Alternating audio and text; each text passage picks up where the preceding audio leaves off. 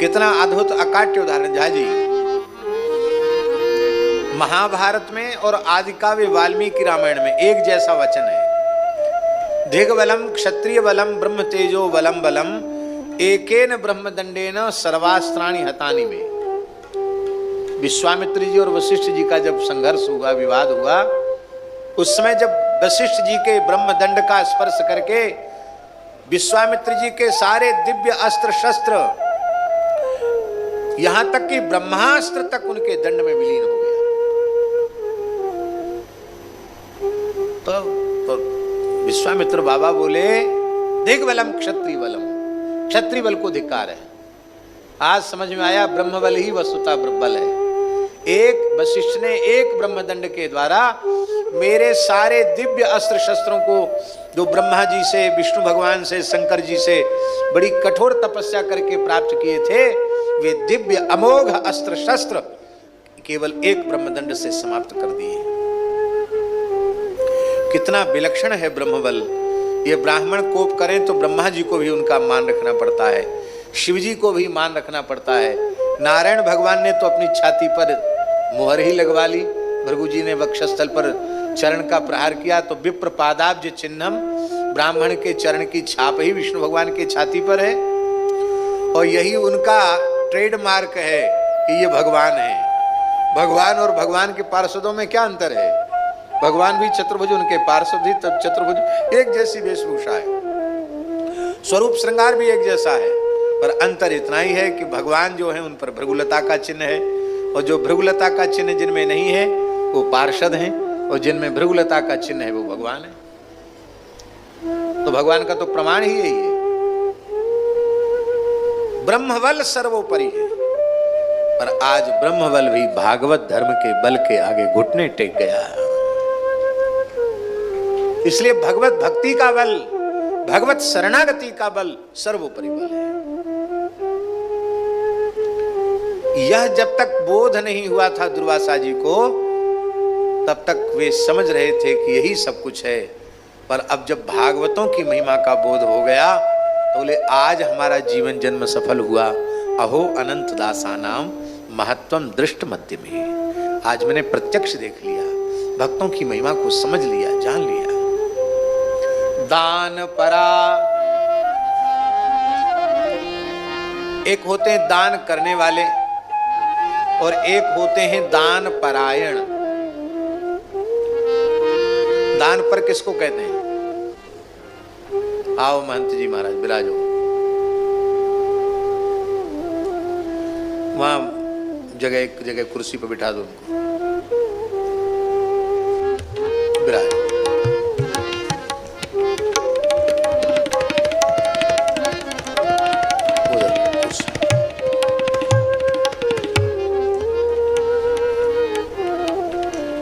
वहीं रख दो, वहीं दर्शन तो कम से कम, उतनी दूर कहां रख रहे हो? विराज। एक तो होते हैं दान करने वाले, दानी, और एक होते हैं दान परायण। दान परायण का अर्थ है कि दान करना उनका स्वभाव बन गया है। वो बिना कुछ दिए जी नहीं सकते, रह नहीं सकते। ऐसे लोगों को दान परा कहते हैं। कैसे कैसे दानदाता हमारे यहाँ भारतवर्ष में हुए हैं। सूर्यवंश का राजा इक्ष्वाकु का पुत्र नृग, जो गिरगिट बन गया था, और भगवान श्री कृष्ण ने द्वारिका लीला में उस गिरगिट का उद्धार किया। भगवान के चरण स्पर्श से उसको मोक्ष मिला। वह अपने दिव्य रूप में प्रकट हुआ तो भगवान पूछने लगे कि महाशय आपका परिचय? अरे बोले, आप हमको नहीं जानते? बहुत बड़े लोग होते हैं, उनको ये लगता है कि मैं तो इतना बड़ा हूं कि हमको तो सब जानते ही। अरे आप हमको नहीं जानते, फिर आप क्या जानते? कुछ नहीं जानते। यदि हमको नहीं जानते तो आपकी सब जानकारी व्यर्थ है। किससे बोल रहा है? भगवान से बोल रहा है। यदि ते कर्णमस्पृशम यदि ते कर्णमस्पृशम, आपने कभी दानियों का नाम सुना है? आपके कान में किसी दानी के नाम का स्पर्श हुआ है? भगवान बोले हाँ कभी कभार सुन तो लेते हैं। अच्छा, तो उसमें पहला नाम किसका है? बोला हम नहीं जानते। फिर झूठ बोलते हो, कुछ नहीं सुना तुमने। दानियों में पहला नाम हमारा है। नृग कहता है आपका शुभ नाम? बोले हम इक्ष्वाकु के पुत्र हैं, मेरा नाम नृग है। दानियों में पहला नाम है हमारा, हम दान पर आए हैं। कितना दान किया आपने? तो बोले भाई हमें गिनती तो याद नहीं है, तुम गिनती कर लो।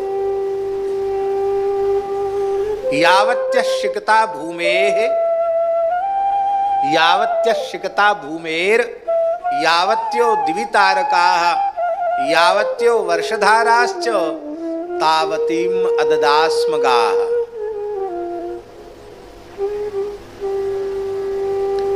इस धरती में जितने रजकण हैं, वर्षा में जितनी बूंदें हैं, और आकाश में जितने तारे हैं, इन सब की गिनती कर लो पहले। समझ लो उतनी गायों का दान किया हमने।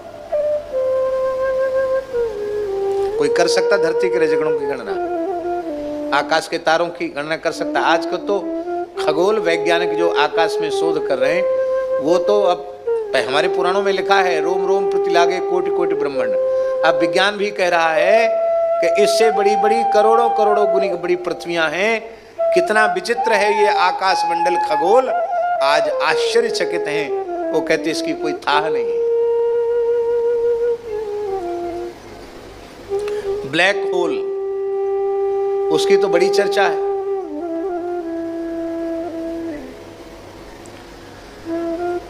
आकाश गंगा में अरबों खरबों ब्रह्मांड लुढ़क पुढ़क होते रहते हैं। पहले तो हमारे यहाँ ग्रंथों में लिखा है, पर आजकल के लोग स्वीकार नहीं करते, अब स्वीकार करने लगे हैं।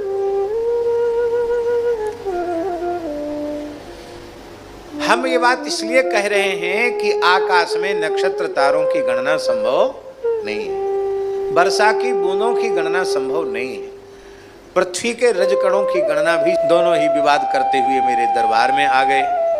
मैंने कहा महाराज भूल हो गई, इस गाय का तो मैंने दान कर दिया है, अब इसके बदले आप 10 गैया ले लो। बोले नहीं लेंगे। कहा 100 ले लो। नहीं लेंगे। कहा 1000 ले लो, लाख ले लो, करोड़ गाय ले लो। कहा कुछ नहीं लेंगे, इसी को लेंगे। और दूसरे ब्राह्मण से कहा कोई बात नहीं, इसके बदले आप इतनी गैया लो, 1000 लाख ले लो गैया। बोला हम भी इसी को लेंगे, हम दूसरी नहीं पसंद, हमको यही पसंद है। दोनों ही ब्राह्मण हठी थे, कोई झुकने के लिए तैयार नहीं था। राजा बेचारा क्या करता, धर्म संकट में। बोला मैं मौन हो गया।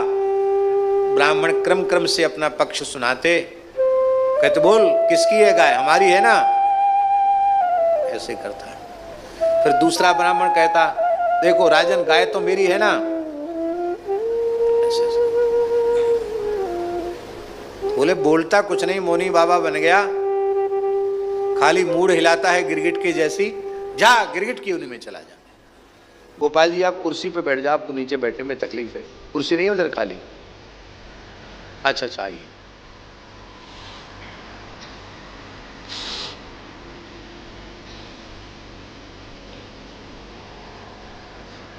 यमलोक गया। यमराज ने कहा पुण्यों की तो कोई सीमा नहीं है। पाप एक बना के एक ब्राह्मण की गैया धोखे से दूसरे ब्राह्मण को दे दी, और ब्राह्मणों ने शाप दे दिया। तो पहले पाप का फल भोगना चाहते हो कि पुण्य का?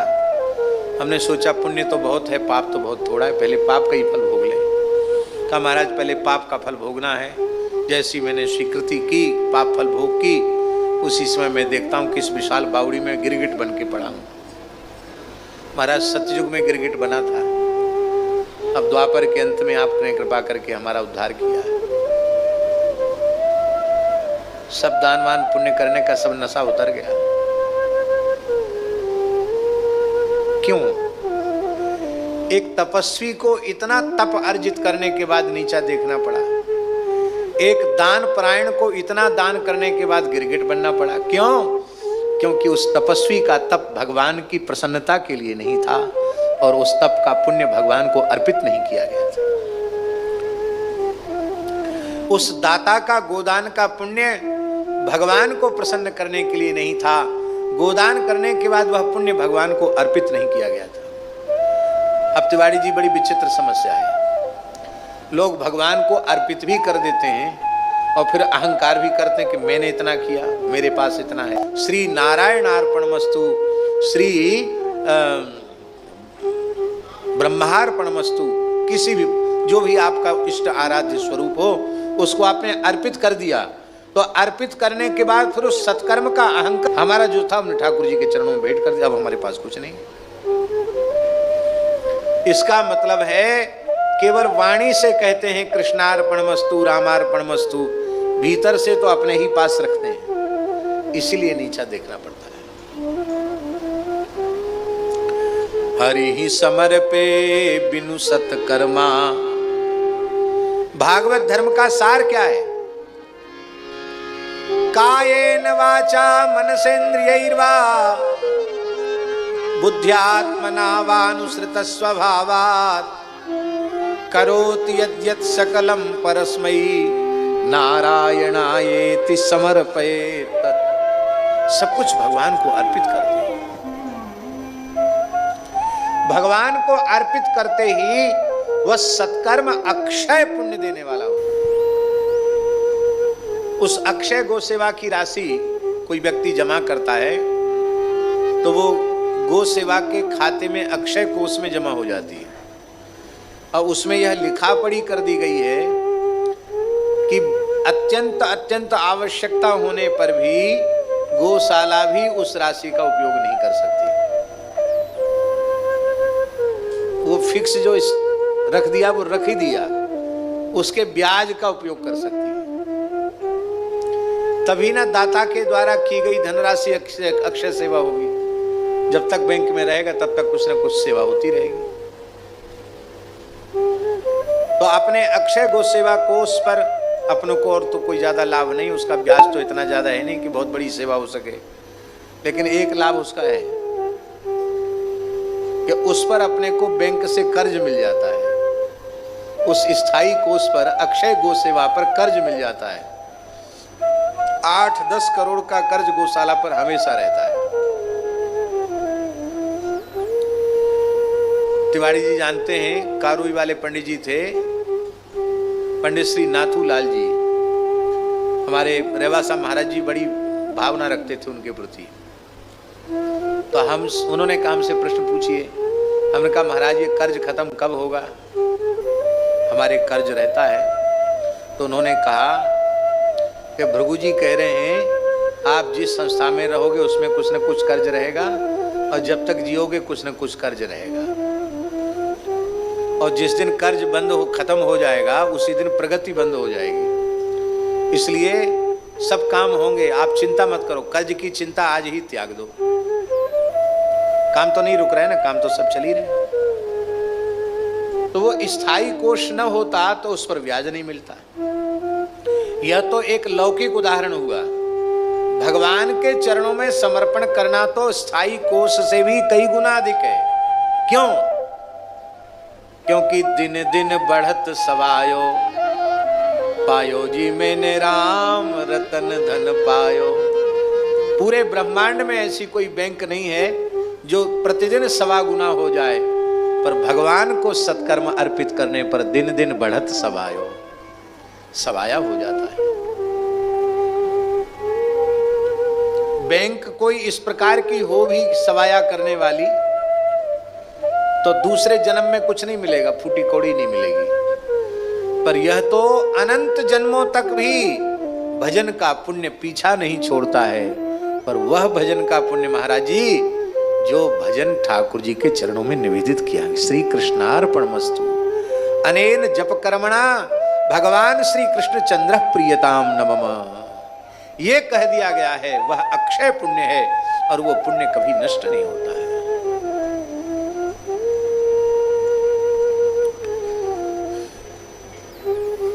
महाराज गिरगिट बनना पड़ा, अब आपके चरणों का स्पर्श प्राप्त करके मैं मुक्त हो रहा हूं, स्वर्ग आदि लोकों में जा रहा हूं। यहाँ एक बात बहुत ध्यान देने की है, वैकुंठ क्यों नहीं गया, गोलोक क्यों नहीं गया, स्वर्गादि लोक क्यों गया?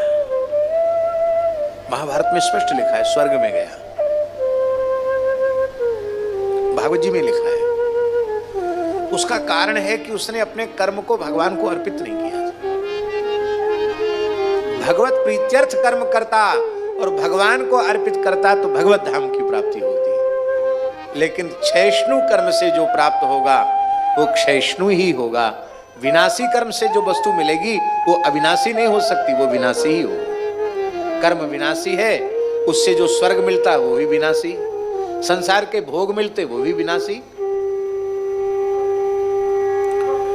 यशस्विनः तपस्विनो दानपरा, यशस्विनः मनस्विनो मंत्रविदः सुमंगलाः। बड़े बड़े तपस्वी, बड़े बड़े दानपरायण, बड़े बड़े यशस्वी, यश कीर्ति वाले, यदि वह यश कीर्ति भगवान की को प्रसन्न करने वाली नहीं है, भगवान को अर्पित नहीं की गई है, तो यश कब अपयश के रूप में परिणत हो जाएगा नहीं कहा जा सकता। जितना बड़ा यश अर्जित किया है उतना ही बड़ा अपयश भी हो जाएगा। मनस्विनः, बड़े बड़े मनस्वी यदि अपने भीतर के आध्यात्मिक ज्ञान को भगवान को अर्पित नहीं करते हैं तो उनकी मनस्विता केवल उदर पूर्ति का साधन मात्र बन करके रह जाती है, उससे उनका कल्याण नहीं होता। सदाचार परायण, यदि उनके सदाचार का प्रयोजन भगवत प्रसन्नता नहीं है और भगवत अर्पित बुद्धि से सदाचार नहीं कर रहे हैं तो सदाचार भी उनके भीतर अहंकार को उत्पन्न करता है कि मैं बहुत बड़ा सदाचारी हूं, और वह अहंकार ही उनके पतन का कारण बन जाता है। मंत्र विदा, बड़े बड़े मंत्रों के वेत्ता, यदि वह अपने वेद ज्ञान को, मंत्र ज्ञान को भगवान को अर्पित नहीं करते हैं तो मंत्र भी उनको अधपतन का कारण बन जाते हैं। अभिचार आदि का प्रयोग करने के कारण उनको अधोगति में जाना पड़ता है। क्षेमं न विन्दन्ति विना यदर्पणम तस्मै सुभद्र स्रवसे नमो नमः। एक सरल श्लोक का सरलार्थ हमने कर दिया है। इसी संबंध में श्री मलुकदास जी ने इस श्लोक के संबंध में बहुत अच्छी बात कही।